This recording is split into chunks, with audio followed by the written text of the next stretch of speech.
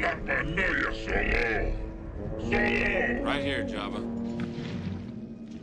La galaxie Star Wars pullule de syndicats du crime très dangereux. Voici les organisations criminelles canons pendant la saga Skywalker. Bien le bonsoir, mesdames et messieurs. Nous sommes l'animation de la soirée. Opérant dans un vaste monde souterrain à l'échelle de la galaxie, plusieurs groupes criminels sont arrivés au pouvoir et ont prospéré pendant l'ère impériale. Dans le même temps, bon nombre de ces syndicats ont finalement été remplacés par d'autres à l'approche de l'ère de la Nouvelle République et au-delà. Palpatine avait son empire galactique qui lui permettait de gouverner la galaxie pendant des décennies. Cependant, le monde souterrain galactique était une toute autre affaire. Certains syndicats étaient dirigés par ceux qui travaillaient parfois avec les impériaux, tandis que d'autres prenaient des mesures majeures pour éliminer non seulement leurs syndicats rivaux, mais aussi l'Empire. À cette fin, voici tous les principaux syndicats du crime dans Star Wars. Arrivé au pouvoir juste avant la fin de la guerre des clones, l'Aube écarlate a été créé par Dark Maul pour servir ses intérêts dans le monde criminel. Dryden Voss a été le premier visage public de l'organisation, tandis que Maul est devenu le chef fantôme de 4 autres syndicats majeurs. Cela a accordé à Maul une grande quantité de pouvoir qu'il avait l'intention d'utiliser contre Palpatine, son ancien maître Sith. Maul a gardé l'Aube écarlate et le reste des 5 syndicats du crime en ligne et sous contrôle pendant des années. Cependant, les syndicats sont rapidement redevenus rivaux après que Maul se soit retrouvé bloqué sur Malachor et ait finalement été tué par Obi-Wan Kenobi sur Tatooine juste avant les événements d'un Nouvel Espoir. Cela dit, Lady Qi'ra a repris l'organisation à la suite de la mort de Maul. Dans l'intention de terminer ce que Maul ne pouvait pas terminer, Qi'ra a cherché à débarrasser la galaxie des Sith en déclenchant une guerre de syndicats majeure entre les épisodes 5 et 6, dont les événements peuvent être vus à la fois dans les bandes dessinées canon Star Wars et dans Star Wars Outlaws. Alors que Qi'ra a presque réussi à vaincre Palpatine et Dark Vador, elle a finalement échoué avec l'effondrement de l'Aube écarlate vers la fin de la guerre civile galactique et le début de l'ère de la Nouvelle République, même si elle a vécu assez pour voir la chute de l'Empire.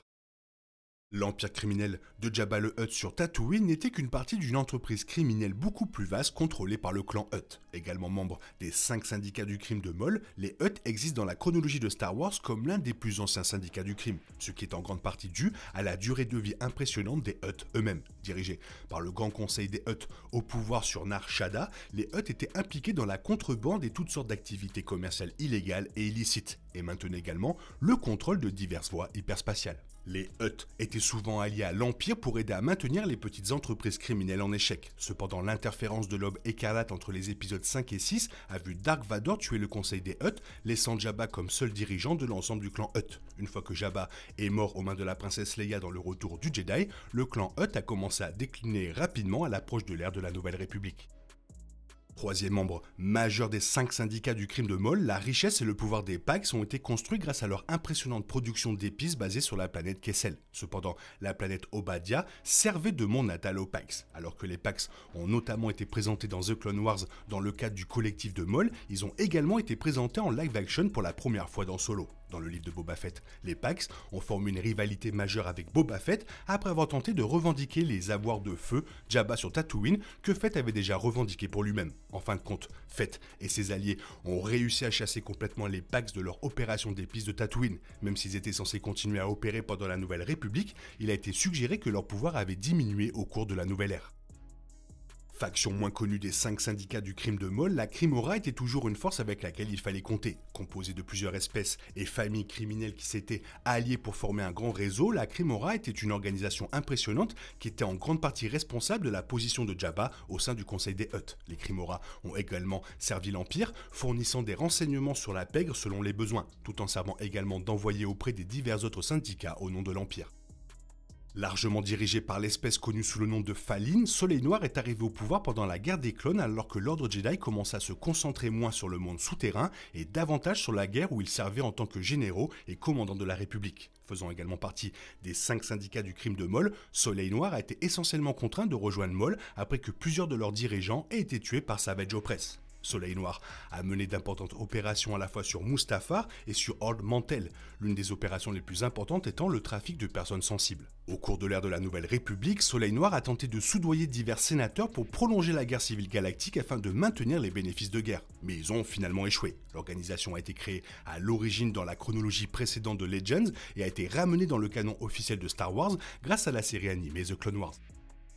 Bien que beaucoup plus petite, la fierté de Son Tool était souvent considérée comme le 6e membre secret des syndicats de Maul. Composé de diverses espèces, la fierté a impitoyablement tué ses propres membres face à l'échec. La fierté Son Tool s'est également retrouvée ciblée par l'Empire et par Dark Vador après la bataille de Yavin. Ils étaient également présents à la vente aux enchères de l'Aube écarlate où Kira vendait Han Solo dans de la carbonite au plus offrant. Aussi, dans le début de la guerre des syndicats du crime dans la trilogie originale et ont survécu jusqu'à l'ère de la Nouvelle République. Le clan Ashiga est un syndicat plus récent créé pour le jeu vidéo Star Wars Outlaws. Basé à Kijimi, le clan Ashiga était dirigé par les Melito, dont les origines remontaient à l'époque de la Haute République. Toutes leurs opérations, telles que la fabrication d'armes, étaient basées autour de leur ruche hiérarchique dirigée par la reine Ashiga entre les épisodes 5 à 6. Alors que la reine Ashiga cherchait à travailler avec l'Empire pour étendre ses propres opérations, sa propre fille s'est opposée à ses objectifs et a mené un coup d'état contre elle, soutenu par Lady Kira pour semer davantage le chaos dans le monde souterrain. Comme on le voit dans Outlaws, Zerek Besh semble avoir émergé pendant la guerre civile galactique. Dirigé par Sliro Barsha, Zerek Besh disposait d'une grande influence et de grandes ressources. Cependant, le syndicat était en réalité une opération secrète du bureau de la sécurité impériale, dont Sliro était membre. Grâce à Zerek Besh, Barsha a pu obtenir des renseignements sur les différents syndicats à l'usage de l'Empire, tout en traquant les membres de l'Alliance rebelle. Servi à l'origine comme exécutant de la Crimora, le droïde Gotra est finalement devenu une organisation majeure pendant la Nouvelle République et au-delà. À l'origine, le droïde Gotra était censé servir d'antagoniste clé pour le jeu Star Wars 13-13 annulé, bien qu'ils aient survécu dans le canon, existant en tant qu'ancien droïde séparatiste soutenant les droits des droïdes qui n'étaient pas satisfaits de l'abandon de l'Empire après la fin de la guerre. En tant que tel, il ne serait pas surprenant que le droïde commando ND5, libéré dans Outlaws, ait des problèmes avec le Gotra. Apparu pour la première fois dans le réveil de la Force et mécontent que Han Solo en ait profité, les membres du Guavian Div Gang ont reçu une armure cybernétique rouge ainsi que des produits chimiques qui ont contribué à augmenter leur force et leur agressivité. Ils ont également figuré dans la série animée Star Wars Resistance. Avec la fierté Son Tool, il a été dit que le Guavian Div Gang avait remplacé l'Aube écarlate pendant la Nouvelle République.